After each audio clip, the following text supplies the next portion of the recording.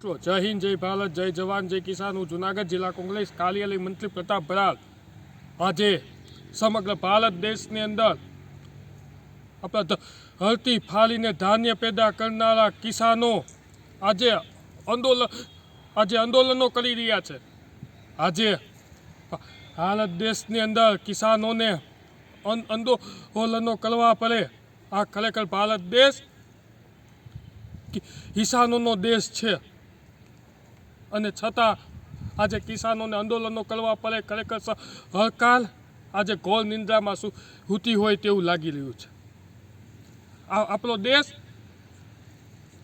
કિસાનોનો દેશ છે, ઉદ્યોગપતિનો દેશ નથી। અને આજે કિસાનોને આજે આંદોલન કરવા પડે એટલે હું સરકારને કહેવા માગું છું કે ભારત દેશ કિસાનો સાથે છે અને કિસાનોના આંદોલનમાં ભારત देश की किसानों की साथ ज रहेशे। सरकारे खरेखर घोर निंद्रा मांथी उठवानी जरूर है और किसानों विरोधी कायदाओं ने रद्द करी किसानों विरोधी बनावेला बिलों ने रद्द करवानी जरूर है।